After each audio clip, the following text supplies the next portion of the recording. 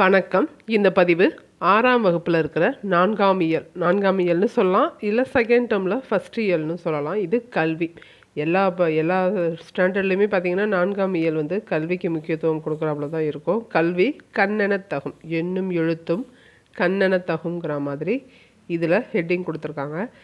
நீங்கள் போட்டித் தேர்வுக்கு எந்த போட்டித் தேர்வுக்கு தமிழை அட்டன் பண்ண போகிறீங்க, தமிழை கையாள போகிறீங்க அப்படின்னா கண்டிப்பாக இந்த பதிவு உங்களுக்கு முக்கியமானதாக இருக்கும். ஏன்னா இந்த பாடத்தில் மூதுரை, துன்பம் வெல்லும் கல்வி, கண் திறந்தவர், கல்வி கண் திறந்தவர் காமராசரை பற்றியும், நூலகம் நோக்கி பற்றியும், இணை எழுத்துக்கள் பற்றியும் இருக்குது. இதில் எந்த டாப்பிக்குமே வந்து லைட்டாக படிக்கிற டாபிக் கிடையாது.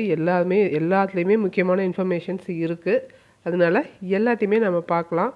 ஒரு வரி விடாமல் எல்லா வார்த்தைகளையும் எல்லா வினாக்களையும் உங்களுக்கு கொடுக்க முயற்சி பண்ணுறேன். கூட சேர்ந்து படிங்க. நான் படிக்கிறேன், அதை உங்களுக்கும் ஷேர் பண்ணுறேன். கூட சேர்ந்து படிங்க. உங்கள் கூட இருக்கிறவங்க யாராக இருந்தாலும் அவங்கள படிக்க சொல்லுங்கள். முக்கியமாக ஹவுஸ் ஒய்ஃபாக இருந்தால் அவங்கள படிக்க சொல்லுங்கள். அவங்களுக்கு இருக்கிற எல்லா ஸ்ட்ரெஸ்ஸு, கவலை எல்லாமே சரியாயிடும் படிச்சிங்க அப்படின்னா. படிங்க, வாங்க படிக்கலாம். அடுத்த டெஸ்ட்டு கேட்டிருந்தீங்க இல்லையா? முதல் டெஸ்ட்டு முடிஞ்சிடுச்சு. 6th 8th 10th இருக்கிற முதல் 3 இயலை படித்து நம்ம டெஸ்ட்டாக எழுதிட்டோம். இப்போது அதே 6th 7th 10th இருக்கிற அடுத்த 3 இயலை படிச்சுட்டு டெஸ்ட்டு எழுத போகிறோம். அதுக்கு தான் இது முதல் பதிவு. 10th நம்ம 2 இயல் பார்த்தாச்சு, 4, 5 ரெண்டுமே பார்த்தாச்சு. இப்போது 6th 4வது இயல் பார்க்குறோம். தொடர்ந்து ஒவ்வொரு பதிவாக வந்துடும். அதுக்கடுத்து டெஸ்ட்டும் இருக்கும். விடாமல் படிங்க. மூதுரை பாடல் பார்க்கலாம். மூதுரை பாட்டு யார் எழுதுனது? மூத்தோர் கூறும் அறிவுரை. மூ அப்படின்னாலே இந்த மூவை வச்சு ஞாபகம் வச்சுக்கோங்க. மூத்தோர் கூறும் அறிவுரை தான் வந்து மூதுரை. இந்த மூவை வச்சு இன்னொன்று ஞாபகம் வச்சுக்கணும். மூணுங்கிறது 3, உரைங்கிறது 1. அப்போது மூதுரையில் 31 பாடல்கள் இருக்குது அப்படிங்கிறதையும் ஞாபகம் வச்சுக்கோங்க. மூதுரை, மூத்தோர் கூறும் அறிவுரைங்கிறது ஞாபகம் வரணும். மூங்கிறது 3, உரைங்கிறது 1, 31 ஞாபகம் வரணும். பார்க்கலாம். இந்த பாட்டை பாடினது ஔவையார். இந்நூலின் ஆசிரியர் ஔவையார். இவர் ஆத்திச்சூடி, கொன்றை வேந்தன், நல்வழி போன்ற நூல்களை எழுதியுள்ளார். நல்வழியில் 40 நூல்கள் இருக்குது, அது அப்புறம் பார்க்கலாம். நல்வழி 40 ஞாபகம் வச்சுக்கலாம். கொன்றை வேந்தன் 41, நல்வழியில் 41, மூதுரையில் 31. இவங்க வந்து பெரியவங்க இல்லையா, அதனால் வந்து ஒரே ரவுண்டாக பாட மாட்டாங்க, ஒன்று சேர்த்து தான் பாடுவாங்க அப்படிங்கிறத ஞாபகம் வச்சுக்கோங்க. எப்பயுமே மொய் வைக்கணுன்னா கூட ஒன்று சேர்த்து தானே வைப்பாங்க. அந்த மாதிரி நல்வழியில் 41 வச்சுருப்பாங்க, மூதுரையில் 31 வச்சுருப்பாங்க. இவங்க மூதுரை, மூத்தோர் கூறும் அறிவுரை. இவங்க தான் மூத்தவங்க, ஔவையார் அப்படிங்கிறதையும் சேர்த்தே ஞாபகம் வச்சுக்கோங்க. அடுத்து இந்நூலின் ஆசிரியர் ஔவையார்.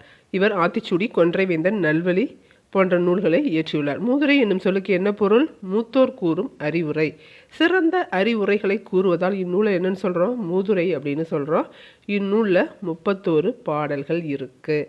இந்த கடைசி வரிகள் மிக மிக முக்கியமானது. நீங்கள் கொஷின் பேப்பரை எடுத்து பார்த்தீங்கன்னா நிறைய இடத்துல கடைசி வரியை தான் கேட்டிருப்பாங்க. பாடல் பார்க்கலாம். கல்விக்கு வந்து எல்லை இல்லை. கல்விக்கு எல்லை இல்லை. மனிதன் பிறந்தது முதல் இறுதி வரை கற்றுக்கொண்டே இருக்கிறான். சைக்காலஜியில் பார்த்துருப்பீங்க. மனிதன் வாழ்நாள் முழுவதும் கற்றுக்கொண்டே இருக்கிறான். கல்வி மனிதனை உயர்த்துகிறது. கல்வி செல்வமாக கருதத்தக்கது அப்படின்னு முன்னுரை கொடுத்துருக்காங்க. பாடல் பார்க்கலாம். மன்னனும் மாசற கற்றோனும் சீர்தூக்கின். மன்னனையும் குற்றமில்லாமல் கற்றவன், கற்றுக்கிட்டவன் கிடையாது, குற்றமில்லாமல் கற்றவனையும் சீர்தூக்கின் அப்படின்னா ஒப்பிட்டு பார்க்குறாங்க. ஒரு தராசில் வச்சு பார்த்தோம் அப்படின்னா யார் உயர்ந்தவங்க? மன்னனின் கற்றோன் சிறப்புடையன். யார் சொல்கிறா? ஔவையார் சொல்கிறாங்க. மன்னனை விட கல்வி கற்றவன் தான் சிறப்புடையன். மன்னருக்கு தன் தேசம் அல்லால் சிறப்பில்லை, கற்றோருக்கு சென்ற இடமெல்லாம் சிறப்பு. டக்குன்னு சொல்லி அழகாக முடிச்சிட்டாங்க. 2 பேரை ஒப்பிட்டு பார்த்தோம். 2 பேரில் மன்னனை விட கல்வி கற்றவன் தான் சிறந்தவன். ஏன்னா கல்வி கற்றவன் எங்கே போனாலும் பொழைச்சிப்பான். ஆனால் மன்னன் அந்த நாட்டில் இருந்தால் தான் பிழைக்க முடியும் அப்படின்னு சொல்லிட்டாங்க ஔவையார். சரி, சொல்லும் பொருளும் பார்க்கலாம். மாசற அப்படின்னா குற்றமில்லாமல். சீர்தூக்கின்னு சொன்னா, சீர்தூக்கின்னா ஒப்பிட்டு பார்க்குறது. சீர்தூக்கின் ஒப்பிட்டு பார்த்தல். தேசம்னா நாடு, மன்னருக்குன்னா மன்னனுக்குன்னு அர்த்தம். இதில் சீர்தூக்கின்னு தான் கொஞ்சம் மறக்கும், அது பார்த்துக்கோங்க. சீர்தூக்கின்னாக்கா 2 பேரை கம்பேர் பண்ணி பார்க்குறது. சரியா? அடுத்த பாடல் போகலாம். அதுக்கு முன்னாடி சரியான விடை இருக்குது. சரியான விடையை தேர்ந்தெடுத்து எழுதுக. மாணவர்கள் நூல்களை எப்படி கற்கணும்? மாசற கற்க வேண்டும். மாசற அப்படின்னா என்ன? குற்றமில்லாமல் கற்க வேண்டும். இடமெல்லாம் என்னும் சொல்லை பிரித்து எழுதுக. இடம் கூட்டல் எல்லாம்ங்கிறது தான் இடமெல்லாம். மாசற என்னும் சொல்லை பிரித்து எழுத கிடைப்பது மாசற என்னும் சொல்லை பிரித்து எழுத கிடைப்பது மாசு கூட்டல் அற அப்படிங்கிறது தான் மாசற.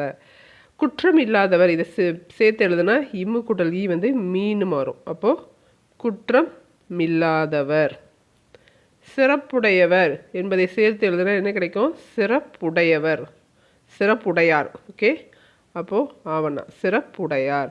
இதில் இந்த மூதுரையில் ஃபஸ்ட்டு பாட்டு கூட கேட்கலாம். ஃபஸ்ட்டு பாட்டு வந்து வாக்குண்டாம் நல்ல மனமுண்டாம் அப்படின்னு ஆரம்பிக்கும்.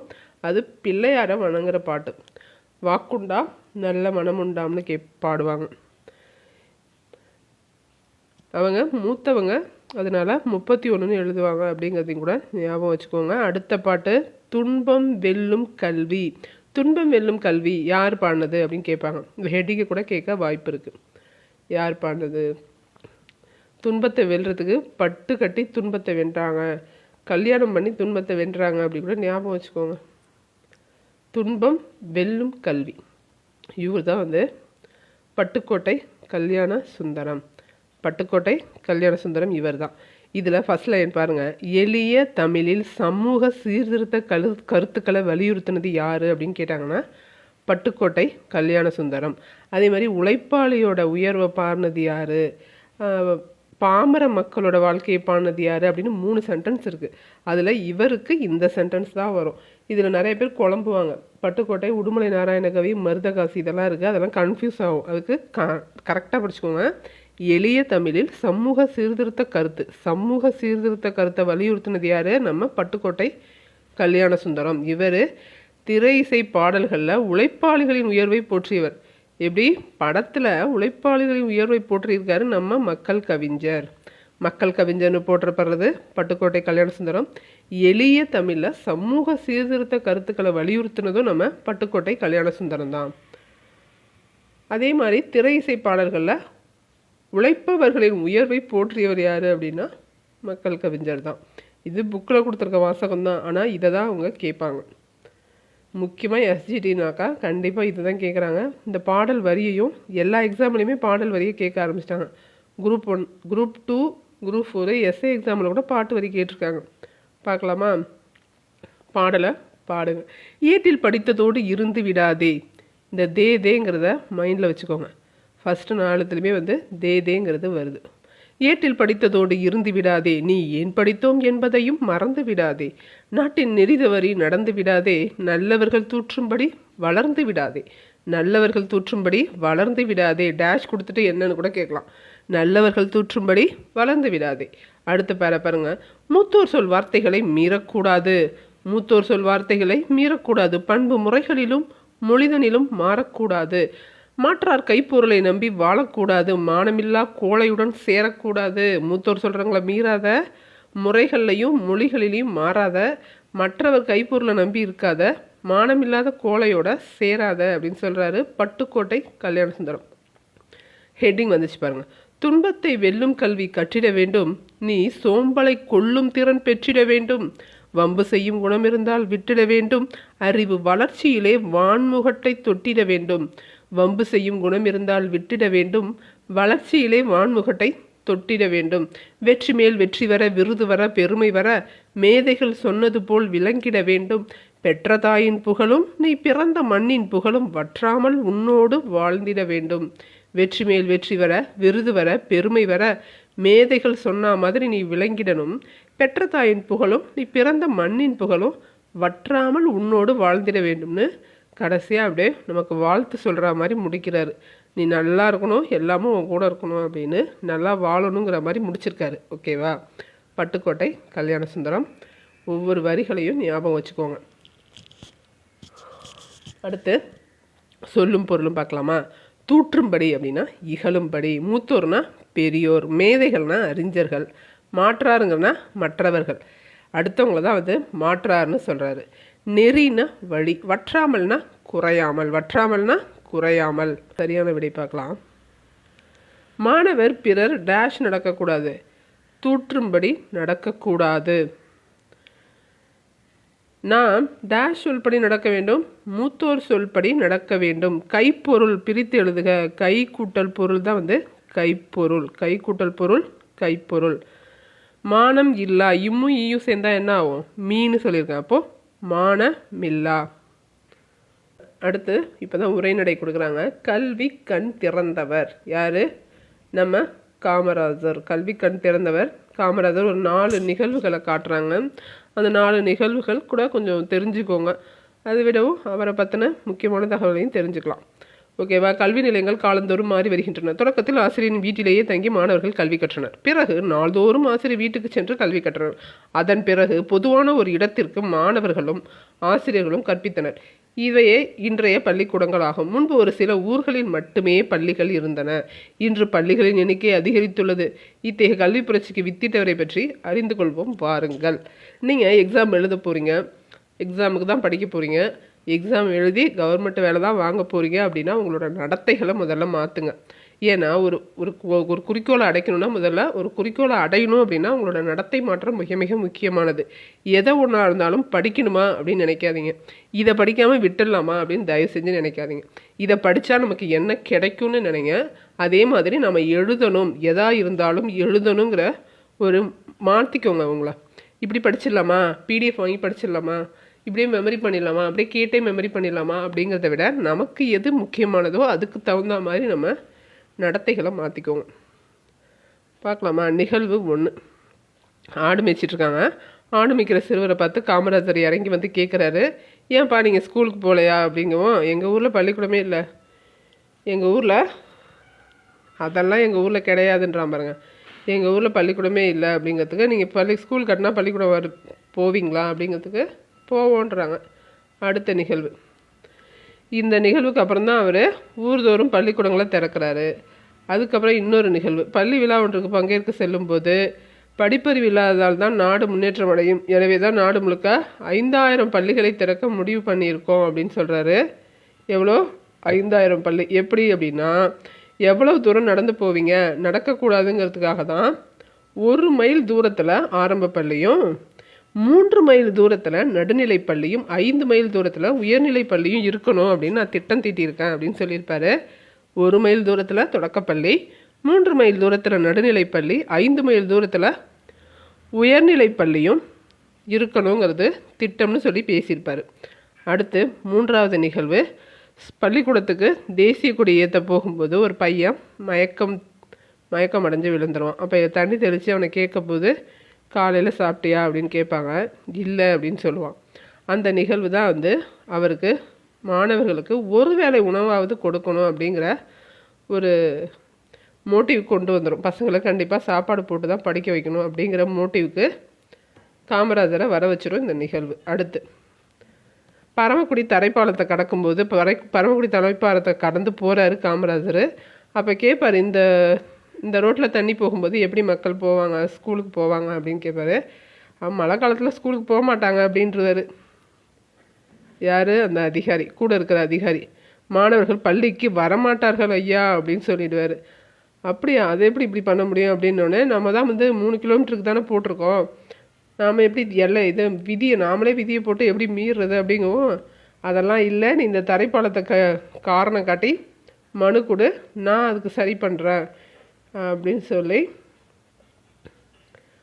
பள்ளிக்கு படிக்க வரும் மாணவர்களுக்கு இதெல்லாம் யார் செஞ்சது அப்படிங்கிறத லாஸ்ட்டாக கொடுத்துருப்பாங்க. இந்த நிகழ்வு மட்டும் சொல்லியிருப்பாங்க, யார் பண்ணதுன்னு சொல்லியிருக்க மாட்டாங்க. கடைசியாக இந்த ஆடு மேய்க்கும் சிறுவர்களை பள்ளிக்கூடம் செல்ல வழி செய்தவர் யார், குழந்தைகள் பள்ளி செல்வதற்காக நீண்ட தூரம் நடக்கக்கூடாது என்று எண்ணியவர் யார், பள்ளி படிக்க வரும் மாணவர்களுக்கு ஒருவேளை உணவாவது வழங்க வேண்டும்னு நினைத்தவர் யார், கல்வித்துறை விதிகளை மாணவர் நலனுக்காக மாற்றினவர் யார். அதாவது தரைப்பாலம் இருக்கு இல்லையா, நாம் மாற்றக்கூடாது அப்படின்னு சொல்லுவார். அவரே மாற்றி இங்கே இந்த தண்ணி போகுது, அதை விதியை காரணம் காட்டி, அந்த ப்ராப்ளத்தை காரணம் காட்டி அவரே மாற்றி பள்ளிக்கூடத்தை திறந்திருப்பார். அதுதான் இங்கே சொல்லியிருக்காங்க. கல்வித்துறை விதிகளை மாணவர் நலனுக்காக மாற்றி அவர்கள் வாழும் இடங்களையே பள்ளிக்கூடங்களை திறக்க செய்தவர் யார்? நம்ம கர்ம வீரர் காமராஜர். இவர் மட்டும் இல்லை அப்படின்னா இந்த அளவுக்கு நம்ம நாடு டெவலப் ஆகிருக்காது. முக்கியமான ஒருத்தர், நம்மளோட வளர்ச்சிக்கு ரொம்ப ரொம்ப முக்கியமான ஒருத்தர். யார் இவர்? கல்வி கண் திறந்தவர். யார் சொன்னது? பெரியார். தந்தை பெரியார் தான் வந்து காமராஜரை கல்வி கண் திறந்தவர்னு சொல்லியிருப்பார். இவருக்கு மற்ற பெயர்கள் என்னென்னு பார்க்கலாமா? காமராஜரோட சிறப்பு பெயர்கள்: பெருந்தலைவர், படிக்காத மேதை, கர்ம வீரர், கருப்பு காந்தி, ஏழை பங்காளர். தலைவர்களை உருவாக்குபவர். அவரோட கல்வி பணிகள்லாம் பார்க்கலாம். இது முக்கியமானது. அந்த நிகழ்வுகள்லாம் ஞாபகம் வச்சுக்கோங்க, இதெல்லாம் படிச்சுக்கோங்க. காமராசர் முதலமைச்சராக பதவியேற்ற நேரத்தில் ஏறக்குறைய 6000 தொடக்க பள்ளிகளை என்ன பண்ணியிருந்தாங்க, மூடிவிட்டார்கள். 6000 பள்ளிகளும் மூடினாங்க. அவற்றை உடனடியாக திறக்க ஆணையிட்டார். மாநிலம் முழுவதும் அனைவருக்கும் இலவச கட்டாய கல்விக்கான சட்டத்தை இயற்றினார். யார்? காமராசர். மாணவர்கள் பசியின்றி படிக்க மதிய உணவு திட்டத்தை கொண்டு வந்தார். பள்ளியில் ஏற்றத்தாழ்வின்றி குழந்தைகள் கல்வி கற்க என்ன கொண்டு வந்தார்? சீருடை கொண்டு வந்தார். மிக மிக முக்கியம், ஏற்றத்தாழ்வு இல்லாமல் படிக்கணும் அப்படிங்கிறதுக்கு சீருடை கொண்டு வந்திருக்காரு. பள்ளிகளின் வசதிகளை பெருக்க என்ன செஞ்சார்? பள்ளி சீரமைப்பு மாநாடுகளை நடத்தினார். உணவு கொடுத்தாரு அப்படிங்கிறது எல்லாருக்கும் தெரியும். அதை நிறையா தடவை கேட்டாங்க. அப்போது அடுத்தடுத்த பாயிண்ட்ஸையும் நல்லா பார்த்து வச்சுக்கோங்க. சீருடை திட்டம், பள்ளி சீரமைப்பு மாநாடு, இதெல்லாம் முக்கியமானது. இதையும் சேர்த்து படிச்சுக்கோங்க. அடுத்து மாணவர்கள் உயர்கல்வி பெற பொறியியல் கல்லூரி, மருத்துவக் கல்லூரி, கால்நடை மருத்துவக் கல்லூரி, ஆசிரியர் பயிற்சி நிறுவனங்கள் ஆகியவற்றையும் புதிதாக தொடங்கினார். தமிழ்நாட்டில் பல கிளை நூலகங்களை தொடங்கினார். இவ்வாறு கல்வி புரட்சிக்கு வித்திட்டவர் காமராசர். சரி, இவருக்கு நாம் என்னென்ன சிறப்புகள் செஞ்சுருக்கோம் அப்படிங்கிறதும் மிக மிக முக்கியமானது.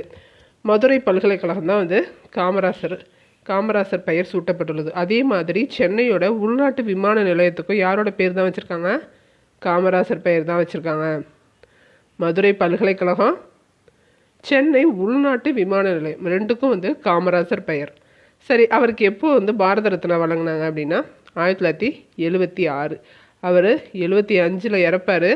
அடுத்த வருஷம் அவருக்கு பாரத ரத்னா விருது கொடுத்துருப்பாங்க. காமராஜர் வாழ்ந்த சென்னை இல்லமும் விருதுநகர் இல்லமும், அவர் விருதுநகரை சேர்ந்தவர். காமராஜர் வாழ்ந்த சென்னை இல்லமும் விருதுநகர் இல்லமும் அரசுடைமையாக்கப்பட்டுள்ளது. அரசுடைமையாக்கப்பட்டு நினைவு இல்லங்களாக இருக்குது. அவருக்கு மெரினா கடற்கரையில் சிலை நிறுவப்பட்டுள்ளது. அடுத்து சென்னையில் உள்ள உள்நாட்டு விமானம் சொல்லியாச்சு. கன்னியாகுமரியில் காமராஜருக்கு மணிமண்டபம் அமைச்சாங்க. இது எப்போ அமைச்சாங்கன்னு கேட்பாங்க. ரவுண்டு நம்பரு 2000 ஞாபகம் வச்சுக்கோங்க. 2/10/2000 ஆண்டு அமைக்கப்பட்டது. ஆண்டுதோறும் காமராஜர் பிறந்த நாளான ஜூலை 15ஆம் நாள் கல்வி வளர்ச்சி நாளாக கொண்டாடப்படுகிறது. ஆண்டுதோறும் காமராஜர் பிறந்த நாளான ஜூலை 15 தான் அவர் பிறந்திருப்பார். சரி, அப்போ ஏன் மணிமண்டபம் இந்த டேட்டில் அமைச்சாங்கன்னு தெரியுமா? சொல்லுங்கள் பார்க்கலாம். 2/10/2000 ஆண்டு மணிமண்டபம் அமைச்சிருக்காங்க. ஏன் அப்போ அமைச்சாங்க? அக்டோபர் 2 போய் அமைச்சிருக்காங்க. ஏன்? ஆண்டுதோறும் காமராஜர் பிறந்த நாளான ஜூலை 15ஆம் நாள் தான் கல்வி வளர்ச்சி நாளாக கொண்டாடுறோம். இது எல்லாமே முக்கியமானது. 2 தடவை படிச்சிங்கன்னா நினைவில் இருக்கும். அடுத்து பள்ளிக்கூடம் செல்லாததற்கு ஃபஸ்ட்டு கேள்வி பாருங்கள். சரியான விடையை தேர்ந்தெடுத்ததுக்கு பள்ளிக்கூடம் செல்லாததற்கு ஆடு மேய்க்கும் சிறுவர்கள் கூறிய காரணம் என்ன? ஊரில் பள்ளிக்கூடம் இல்லை. பசியின்றி என்னும் சொல்லை பிரித்து எழுத கிடைப்பது பசி கூட்டல் இன்றி. படிப்பறிவு என்னும் சொல்லை பிரித்தால் படிப்பு கூட்டல் அறிவு. காடு + 6 காட்டாறு. குழந்தைகள் பள்ளியில் ஏற்றத்தாழ்வின்றி படிக்க என்ன கொண்டு வந்தார்? சீருடையை கொண்டு வந்தார். சீருடை. காமராஜரை கல்வி கண் திறந்தவர்னு சொன்னது யார்? பெரியார். தந்தை பெரியார் தான் கல்வி கண் திறந்தவர்னு சொல்லியிருப்பார். அடுத்து நூலகம் நோக்கி. கற்றது கைமண் அளவு கல்லாதது உலக அளவு என்பர். உலக அறிவை நம்ம அறிவிப்பர். கற்றது கைமண் அளவு கல்லாதது உலக அளவுன்னு சொன்னது யார்? ஔவையார். நூல்களை தேடி படிக்க வேண்டும். அதற்கு துணை புரிவன நூலகங்கள் தான். நூலகங்கள் மாவட்ட நூலகம், கிளை நூலகம், ஊர்புற நூலகம், பகுதி நேர நூலகம், தனியார் நூலகம் என பல வகைப்படும். ஆசியாவிலேயே 2வது பெரிய நூலகம் எது? தமிழ்நாட்டில் தான் இருக்குது. அதுதான் இந்த நூலகம். அண்ணா நூற்றாண்டு நூலகம். இங்கே திரும்ப கொடுத்துருக்காங்க. ஆசிய கண்டத்திலேயே 2வது பெரிய நூலகம் இதுதான். எத்தனை அடுக்குகள் இருக்குது? இதில் 8 அடுக்குகள் இருக்குது. கோட்டூர்புரத்தில் இருக்குது அண்ணா நூற்றாண்டு நூலகம். 8 அடுக்குகளை கொண்டது. இதோட பரப்பளவு மட்டும் 8 ஏக்கர். 8ன்னு ஞாபகம் வச்சுக்கோங்க. 8 அடுக்கு 8 ஏக்கர். முடிஞ்சால் ஒரு தடவை பார்த்துட்டு வந்துங்க, ரொம்ப சூப்பராக இருக்கும். ஆசிய கண்டத்திலேயே மிகப்பெரிய நூலகம் சீனாவில் இருக்குது. அப்போது நம்ம செகண்ட் ப்ளேஸ். 2வது நூலகம் தான் நம்மக்கிட்ட இருக்குது, அண்ணா நூற்றாண்டு நூலகம். ஃபஸ்ட்டு என்னென்னு தெரிஞ்சுக்கணும் இல்லையா? அப்போ சீனாவில் இருக்கிறது தான் வந்து முதல் நூலகம். இவர்தான் முனைவர் ரா அரங்கநாதன். நூலக விதிகளை உருவாக்கியவர். இந்திய நூலகவியலின் தந்தை என்று அழைக்கப்படுபவர். இந்திய நூலகவியலின் தந்தைன்னு இவரை தான் அழைக்கிறோம். இவர் அரங்கநாதன். நூலக விதிகளை உருவாக்குனது யாருன்னு கேட்டாலும் இவர் தான் சொல்லணும். நூலகவியலின் தந்தைன்னு யார் கேட்டாலும் ரா அரங்கநாதன் தான் சொல்லணும். அடுத்து பிரைலி நூல்களை இருக்குது. பார்வைத்திறன் குறைபாடு உடையவருக்காக பிரிவுகள் இருக்குது. தொட்டு பார்த்து படிப்பதற்காக பிரைலி நூல்கள் இங்கே இருக்குது. கேட்டு அறிய உதவும் ஒளி வடிவ நூல்களும் குறுந்தகடுகள் வடிவில் இருக்குது. அவர்களுக்கு உதவி செய்ய பணியாளர்கள் இருக்காங்க. இங்கு பிரைலி எழுத்தில் நூல்களை உருவாக்கும் கருவி இருக்கான். நீங்கள் பிரைலி நூல்கள் உருவாக்கணும் அப்படின்னாலும் இங்கே கருவி இருக்குது. அதை படி எடுக்கிற வசதியும் இந்த நூலகத்தில் இருக்குங்கிறத தெரிஞ்சுக்கோங்க. என்னென்ன தளத்தில் என்னென்ன இருக்குது அப்படிங்கிறத கொடுத்துருக்காங்க. ஒன்றும் இல்லை, இம்பார்ட்டன்ஸ் படி ஆர்டர் பண்ணியிருக்காங்க, அவ்வளோதான். அதை வச்சு நீங்கள் புரிஞ்சுக்கிட்டாலே ஈஸியாக மெமரியில் இருக்கும். சொந்த நூல் படிக்கிறவங்க கீழே போய் உட்காந்து அப்படியே படிச்சுட்டு எடுத்துகிட்டு போயிடலாங்கிறதுக்காக தரைத்தளம் கிரவுண்ட் ஃப்ளோரில் கொடுத்துருக்காங்க. அதே மாதிரி கண்ணு தெரியாதவங்களுக்கு தான் முதல் ப்ரிப்பரேஷன், கரெக்டாக முதல் ப்ரையாரிட்டி அவங்களுக்கு தான் முதல் உரிமை கொடுக்கணும் இல்லையா? சொந்த நூல் படிக்கிறவங்க கிரவுண்ட் ஃப்ளோரில் போய் உட்காந்து டக்குன்னு படிச்சுட்டு வெளில வந்துடணும். பிரைலி நூல்கள் அப்படின்னா கண்ணு தெரியாதவங்களால மேலே ஏறிலாம் போக முடியாது இல்லையா? அதனால அவங்களுக்கும் தரைத்தளத்தை கொடுத்துட்டாங்க.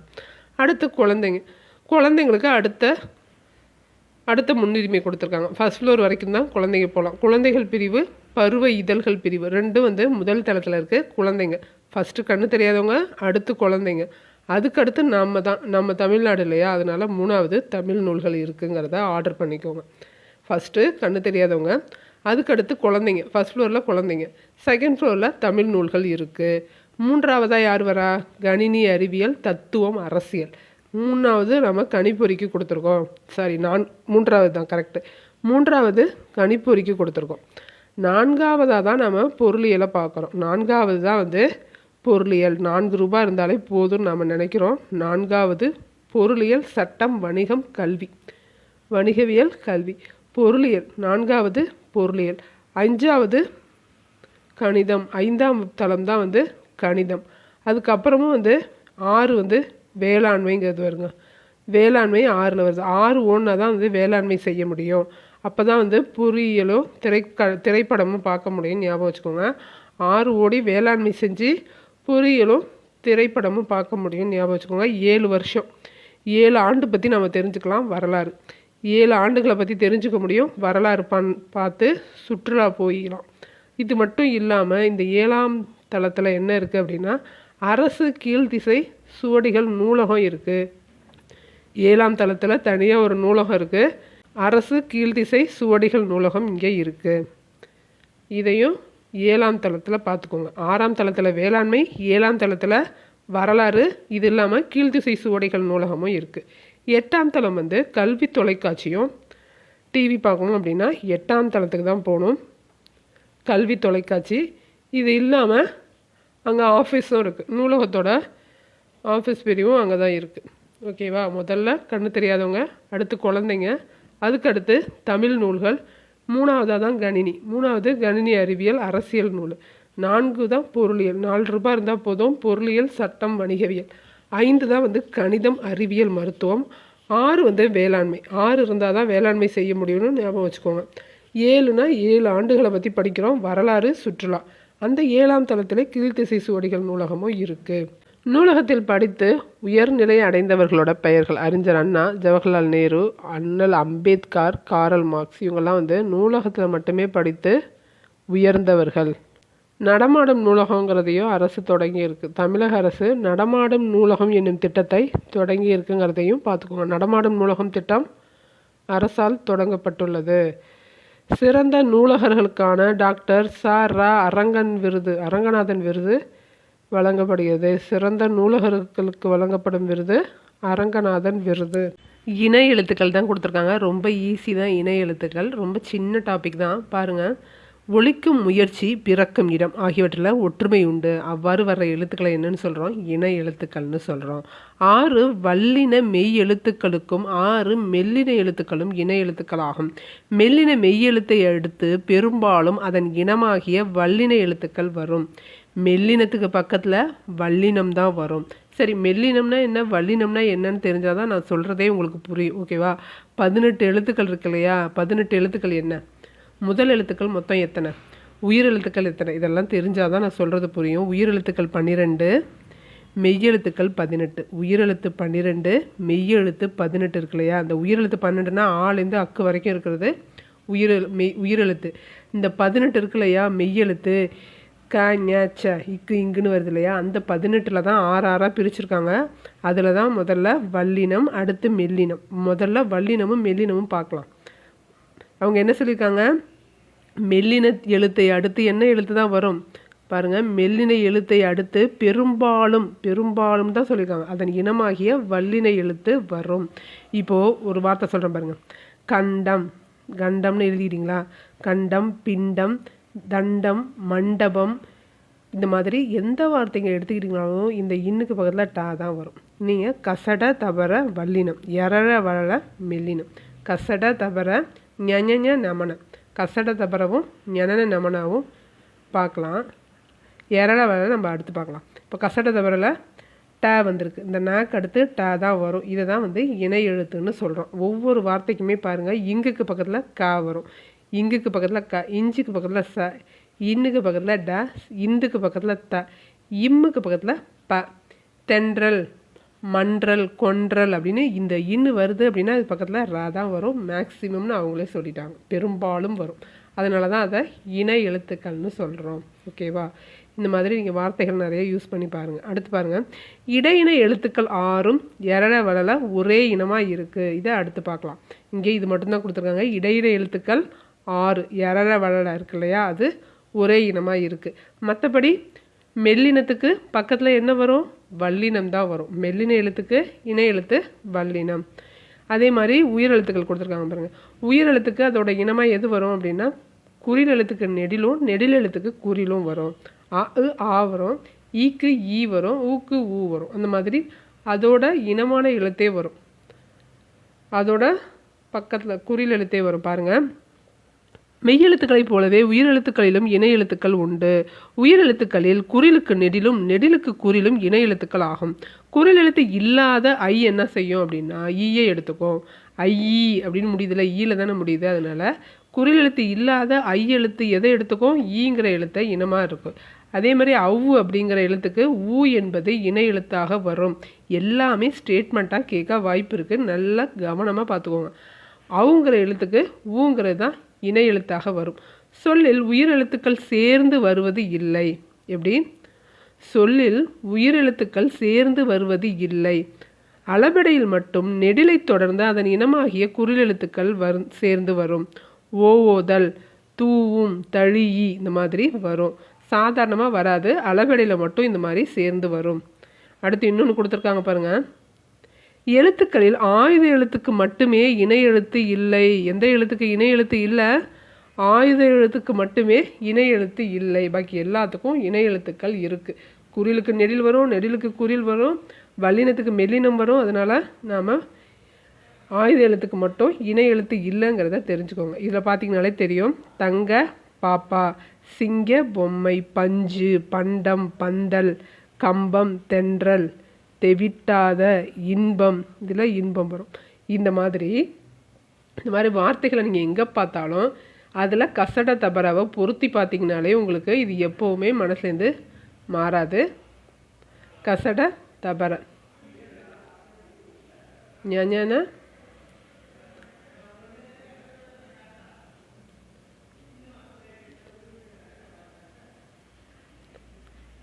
ஞன நமன 6 6 3 6 18ன்னு முடிஞ்சிடும். அதிலே உங்களுக்கு மெய்யெழுத்து முடிஞ்சிடும். இதை பார்த்துக்கோங்க. கசட தவிர ஞனநமன, இந்த ஞனநமனுக்கு பக்கத்தில் இதான் வருது அப்படிங்கிறத இதுலேயே நீங்கள் பொருத்தி பார்த்தீங்கன்னா கூட ஓரளவு உங்களுக்கு புரிஞ்சிடும். நீங்கள் புதுசாக இருந்தீங்க அப்படின்னா, ஏற்கனவே படிச்சிருந்தீங்க அப்படின்னா ரிவைஸ் பண்ணிக்கோங்க. பாருங்கள், மெல்லினத்திற்கான இணை எழுத்து இடம்பெறாத சொல் என்ன? மெல்லினத்துக்கு இணை எழுத்து இடம்பெறாது எதில்? இஞ்சுக்கு ச வந்திருக்கு, இந்துக்கு த வந்திருக்கு, இம்முக்கு பா வந்திருக்கு. அப்போது கண்ணில்களை வரலை. கல்வின்னு கூட போடலாம். கல்வியில் கூட இல்லை, கண்ணில்லையும் இல்லை. ஆன்சர் கண்ணில் தான் ஆன்சர். தவறான சொல்லை வட்டமிடுக. வென்றான், கண்டான் ரைட்டு, நண்டு ரைட்டு, வண்டு ரைட்டு. இதில் வென்றான்ங்கிறது மட்டும் தவறு. இந்த இடத்துல 2 சுழினா வரணும், இதில் 3 சுழினா வரணும். நன்றி அப்படிங்கிறது இந்த ரீ வரணும். மண்டபம்ங்கிறதும் தவறு, 3 சுழி இன்னும் வரணும். ஓகேவா? இந்த பாருங்கள், யாதானும் நாடாமல் ஊறாமல் எண்ணொருவன் சாந்துணையும் கல்லாதவாறு. படித்தவனுக்கு எந்த ஊராக இருந்தாலும் எந்த நாடாக இருந்தாலும் தன்னோட ஊர் தான். அதே சேம் மீனிங் தான் வருது இந்த பழமொழி 400. ஆனால் சாந்துணையும் கல்லாதவாறுன்னு சொல்கிறாரு. சாவறதுக்குள்ளே அது படிச்சிடு அப்படின்றாரு வள்ளுவர். ஆற்றவும் கற்றார் அறிவுடையார் அகுதுடையார் நார்த்திசையும் செல்லாத நாடில்லை, அந்நாடு வேற்று நாடு ஆகா தமவேயம். ஆயினால் ஆற்றுனா வேண்டுவது இயல். ஆற்றவும் கற்றார் அறிவுடையார் அகுதுடையார் நார்த்திசையும் செல்லாத நாடில்லை, அந்த நாடு வேற்று நாடு ஆகா தமவேயம். ஆயினால் ஆற்றுனா வேண்டுவது இல்லை. கற்றவனுக்கு கட்டுச்சோறு தேவையில்லைன்னு சொல்லுது பழமொழி 400. எங்கே போனாலும் அவன் பொழைச்சிக்குவான். நார்த்திசையும் செல்லாத நாடில்லை, எந்த பக்கம் போனாலும் பொழைச்சிக்குவான். அவனுக்கு சாப்பாடு கட்டிக்கிட்டு போகணுன்னு கூட அவசியம் இல்லைன்னு சொல்லுது பழமொழி 400. யார்? 3 அறையனார்.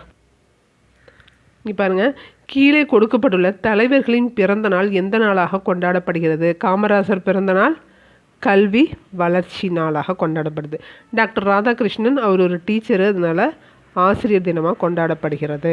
டாக்டர் அப்துல் கலாமோட பிறந்த நாள் தேசிய இளைஞர் தினமாக கொண்டாடப்படுது. விவேகானந்தரோட பிறந்த நாள் மாணவர் நாளாக கொண்டாடப்படுகிறது. ஜவஹர்லால் நேருவோட பிறந்த நாள் குழந்தைகள் தினமாக கொண்டாடப்படுகிறது. அடுத்து கலைச்சொல் அறிவோம். கல்வி எஜுகேஷன். தொடக்கப்பள்ளி பிரைமரி ஸ்கூல், மேல்நிலைப்பள்ளி ஹையர் செகண்டரி ஸ்கூல். நூலகம்னா லைப்ரரி, மின் படிக்கட்டு அப்படின்னா எஸ்கலேட்டர். இதில் அண்ணா நூற்றாண்டு லைப்ரரியில் எக்ஸ்கலேட்டர் இருக்கான்னு கேட்டால் என்ன சொல்லுவீங்க? இருக்குது. ஃபஸ்ட் ஃப்ளோரும் செகண்ட் ஃப்ளோர் போகிற வரைக்கும் இருக்குது எக்ஸ்கலேட்டர், அதுக்கப்புறம் தான் இல்லை. மின் படிக்கட்டு இருக்கான்னு கேட்டால் இருக்குன்னு சொல்லுங்கள். எந்த இடத்துல இருக்குதுன்னு தெரியுமா? அண்ணா நூற்றாண்டு லைப்ரரி கூட்டுறவுப்புறம் போகிற இடத்துல, கூட்டுறவுப்புறத்துக்கும் முன்னாடியிலே இருக்குது. மின் தூக்கி லிஃப்ட். மின்னஞ்சல் இமெயில். குறுந்தகடு compact disk. அதே மாதிரி குழந்தைகளுக்கான புத்தகம் இதில் 50,000க்கும் மேற்பட்ட குழந்தைகளுக்கான புத்தகங்கள் இருக்குது. குறுந்தகடு அப்படின்னா காம்பேக்ட் டிஸ்க்கு. மின் நூலகம் அப்படிங்கிறது இ லைப்ரரி. மின் நூலகம்ங்கிறது இ லைப்ரரி. மின் நூல் அப்படின்னா இ புக். மின் இதழ் அப்படின்னா இ மேகசின். மின் இதழ்கள் அப்படின்னா இ மேகசின். இதோட முடியுது 4ஆம் இயல் முடிஞ்சிருச்சு. 3 இயல் பார்த்தாச்சு. இப்போ 4ஆம் இயல் படிக்கிறோம். செகண்ட் டேர்மில் ஃபஸ்ட் இயல் படிச்சுக்கோங்க. டெஸ்ட்டு வைக்கலாம். அடுத்த இயலும் தொடர்ந்து படிக்கலாம். ரெடியாக இருங்க.